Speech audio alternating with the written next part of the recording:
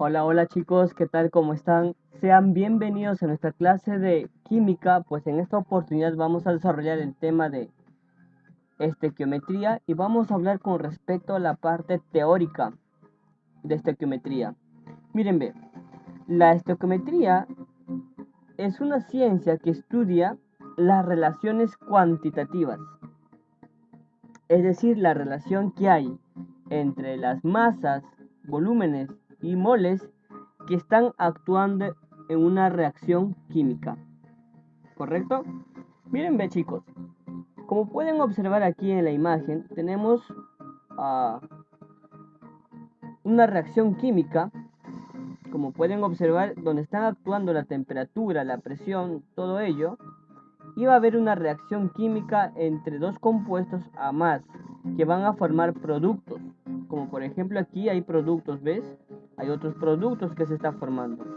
Entonces, en esta formación de productos, lo que nosotros vamos a realizar es cuantificar qué cantidad de reactantes, ya sea en masa o volumen o moles, está interactuando para formar un determinado producto. ¿Ya chicos? Eso es lo que tenemos que aprender y es muy importante esta parte de la teoría. Muy bien chicos, como ya les he mencionado con respecto a la estequiometría, pues en estos momentos vamos a pasar a las leyes ponderadas. ¿Quiénes gobiernan a la parte de estequiometría? Son dos partes, las leyes que son ponderadas y las leyes volumétricas, ¿correcto? Entonces, en esta oportunidad vamos a hablar con respecto a las leyes ponderadas. ¿Quiénes son? Ahí está. Ley de la conservación de la masa, tal como su nombre mismo dice, conservación de la masa. ¿Quién lo planteó, profesor? Mira, ve, fue planteado por el francés Antoine Lavoisier. Y Antoine Lavoisier fue reconocido como padre de la química moderna. Ya chicos, entonces, ¿cómo ha planteado de esta manera? Ahí está un ejemplo que él mencionó. Dice, miren, ve, si yo tengo una reacción química de calcio más oxígeno, me va a dar óxido de calcio. Para ello, tengo que balancearlo. Mira, ve, tengo dos calcio, un oxígeno y dos moléculas de óxido de calcio. Muy bien, después de balancear o hallar su peso atómico, en este caso, por ejemplo, tengo 40, 32, 56, mira, ve, masa molecular aquí 56, masa molecular 32 y peso atómico, que es 40, en este caso.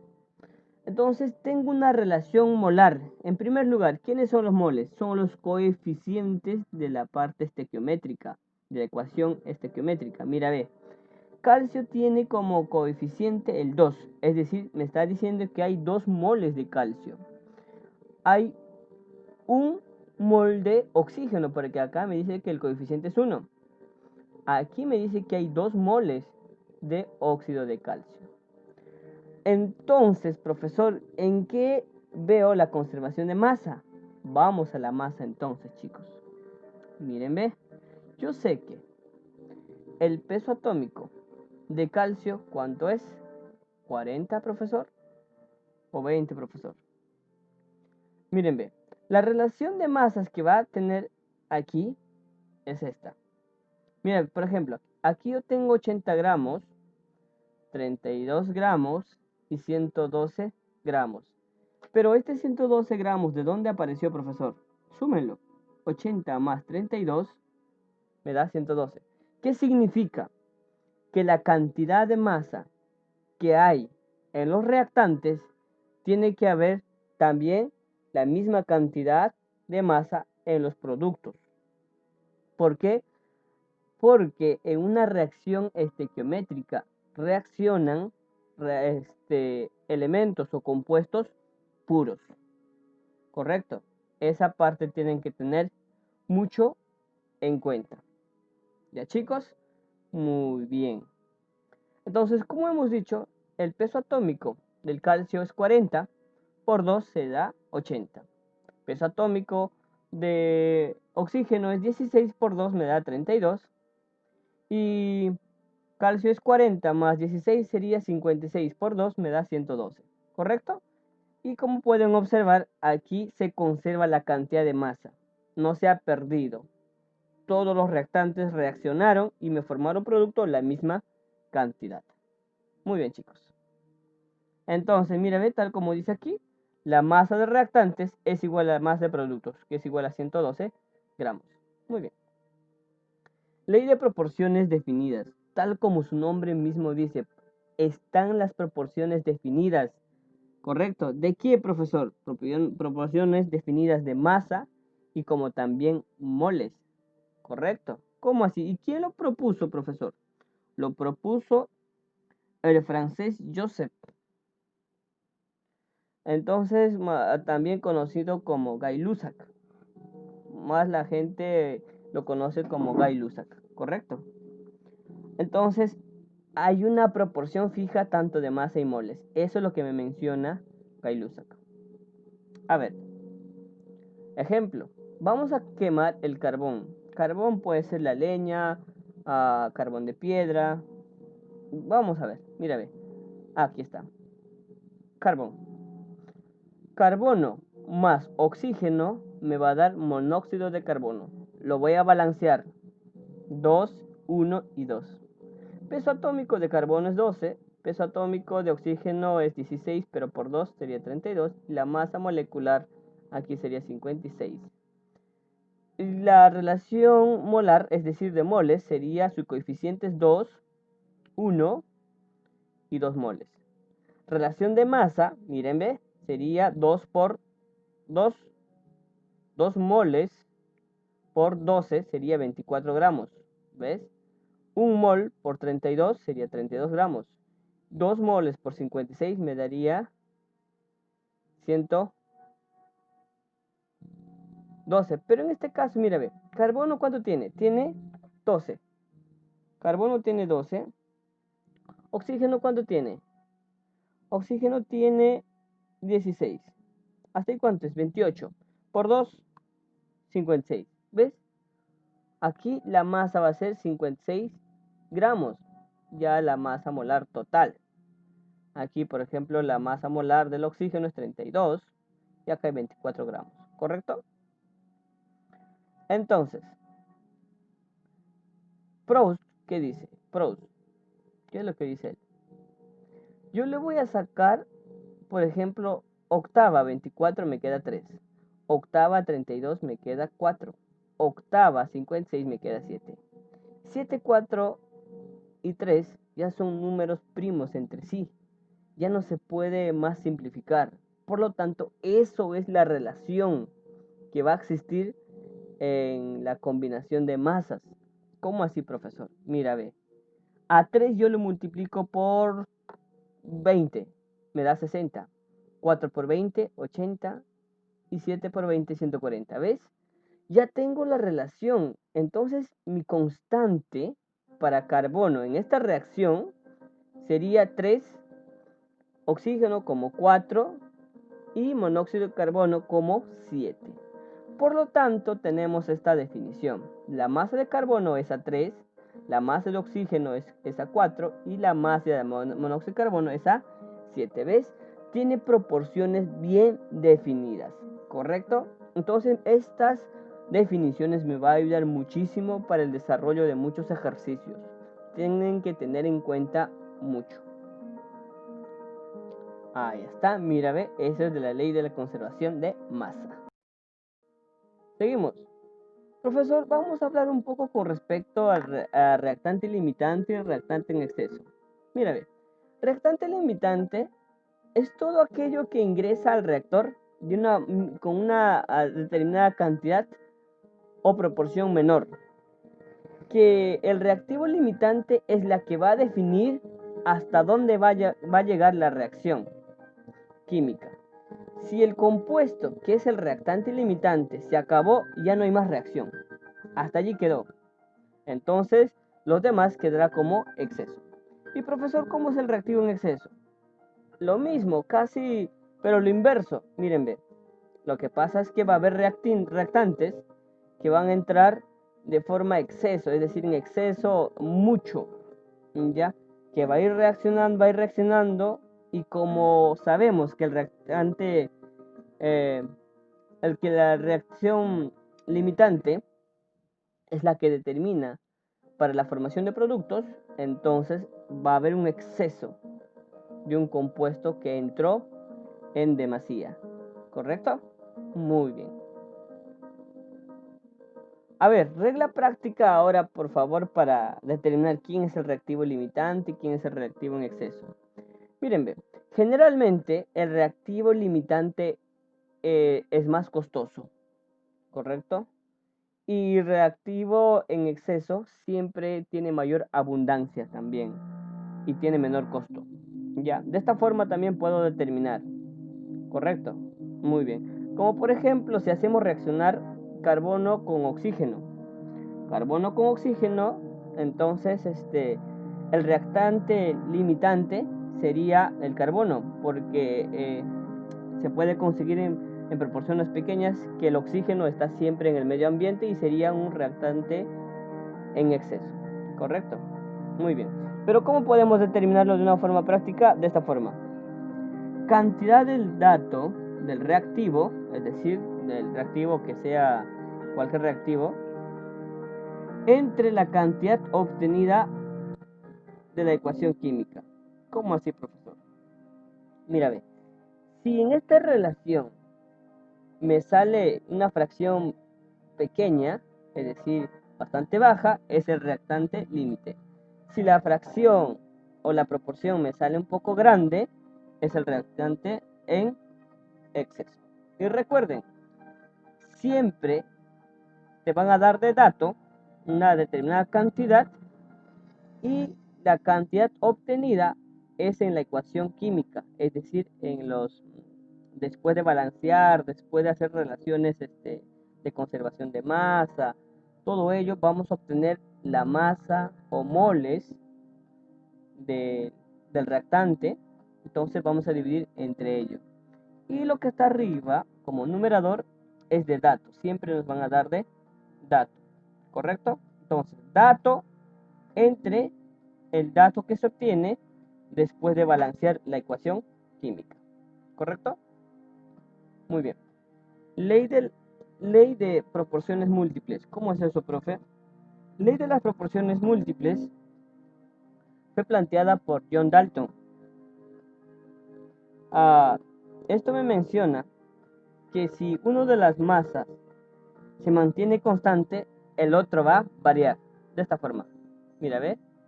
Si una de las masas se mantiene constante, entonces la otra masa va a variar. ¿En qué relación, profe? En relaciones enteros y sencillas. Tal como pueden observar. El cloro más oxígeno que me va a dar aquí un óxido de cloro. Pero el cloro tiene diferentes estados de oxidación. Como por ejemplo el 1, el 3, el 5 y el 7. Pero el cloro en este caso se va a mantener. Se va a mantener como cloro 2. Miren, ve acá. Mira, ve, tengo cloro 2, oxígeno 1. ¿Por qué, profe? Porque el cloro actuó con su estado de oxidación 1. Sigue siendo cloro 2, 71 gramos. Ahora, cloro 2 o 5. Significa que el cloro ha actuado o ha reaccionado con su estado de oxidación 5. Como pueden observar aquí. El cloro sigue teniendo 71 gramos. De igual forma aquí, cloro 2 o 3, cloro 2 o 7. Miren, ve, hay 4 compuestos diferentes que se puede obtener con el cloro. Pero siempre se mantiene la misma cantidad constante con respecto al cloro. ¿Quién es lo que está variando? A, a un número entero sencillo que es el oxígeno. ¿Ve? 1 por 16, 5 por 16, 3 por 16 y 7 por 16. Aquí tenemos que corregir. Acá debe ser 3 por 16. ¿Correcto? Lo corrigen, chicos. Conclusión. Se concluye que la masa del cloro es constante. ¿Quién es lo que varía de acuerdo a esta oxidación del cloro? Es el oxígeno. Correcto. 4. Ley de proporciones recíprocas. ¿Cómo es eso, profesor? ¿Quién lo dijo? Wenzel. Él lo planteó. Wenzel Richard. ¿Cuál es lo que menciona él? Ya. Las proporciones que va a existir, como por ejemplo aquí. Miren, ve. En una reacción 1, un mol de hidrógeno reacciona con un mol de cloro para formar cloruro de hidrógeno.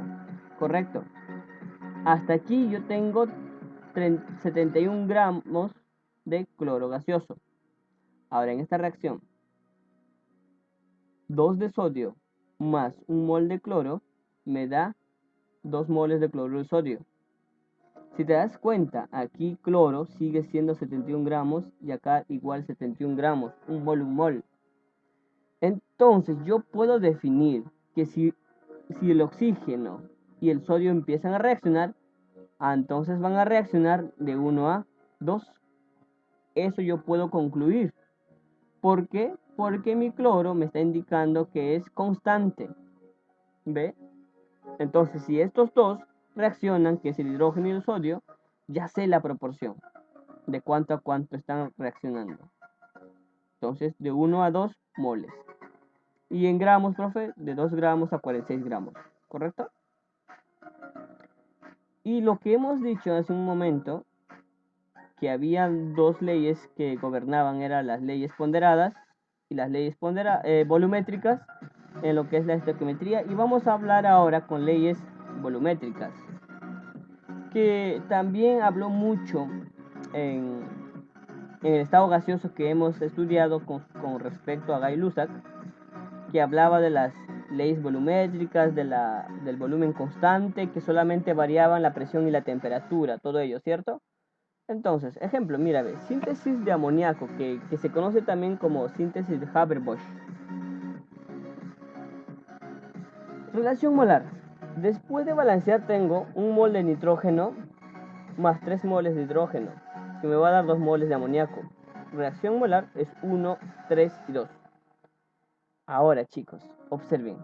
Para tener las relaciones volumétricas, chicos, tienen que tener en cuenta que los reactantes y los productos tienen que ser gases. No funciona con líquidos ni tampoco con sólidos. Simplemente funciona cuando todos los compuestos que tiene son gases. Entonces yo puedo decir, si tiene un mol de nitrógeno, puedo decir que es 1 litro, o puedo decir que es 1 centímetro cúbico, pero la cosa es que yo voy a trabajar con una unidad que es de volumen. 1 volumen, 3 volumen, 2 volumen. Entonces, si yo trabajo con litros, puedo decir 1 litro es a 3 litros y a 2 litros, que va a salir como producto. ¿Qué me indica esto? Que si yo tengo 1 litro de amoníaco, de nitrógeno, más 3 litros de hidrógeno, si los hago reaccionar me va a salir 2 litros de amoníaco. Eso es lo que me está mencionando. Profe, y si tengo 5 litros de nitrógeno más 15 litros de hidrógeno, me va a dar 10 litros de amoníaco. ¿Qué lo hizo? Lo multiplicó por 5, ¿ves? Por 5, por 5 y por 5. Y me dio 10. Profe, si trabajamos centímetros cúbicos también. Miren, ve, multiplíquenlo por 30. 30 centímetros cúbicos. Por 30, 90 centímetros cúbicos. Por 30, 60 centímetros cúbicos. ¿Ve? Cuál sea la unidad del volumen, lo pueden determinar con cualquiera de ellos. Pero sí tienen que tener en cuenta que las unidades tienen que ser homogéneas. No pueden trabajar pues litros y metros cúbicos. Ya tienen que pasarlo de litros a metros cúbicos o de metros cúbicos a litros. Entonces las relaciones volumétricas van a ser estas. Que del nitrógeno es a 1, volumen de nitrógeno es a 1, volumen de hidrógeno es a 3 y volumen de amoníaco es a 2. Así es, chicos. Vamos a hablar con respecto al porcentaje de pureza de una muestra química. ¿Cómo así? Mírenme. Como les voy a hacer recordar, en una reacción química estequiométrica solamente actúan reactantes puros. Y si es que ya hay una impureza, se saca la pureza y se hace reaccionar. Por eso es que se habla con respecto al porcentaje de pureza, porque no siempre los compuestos son puros. ¿Ya? Y entramos un poco hacia la matemática, aritmética y álgebra para poder determinar con respecto a esto. A ver, por ejemplo, porcentaje de pureza. ¿Cómo se halla? Cantidad de sustancia pura entre la cantidad de la muestra, que es de dato, por 100. ¿Ves? Y se puede hallar el porcentaje de pureza. ¿Qué más? También vamos a trabajar con respecto a la eficiencia, rendimiento o porcentaje de una reacción química. Y se representa como porcentaje de R, rendimiento. ¿Cómo se halla, profesor?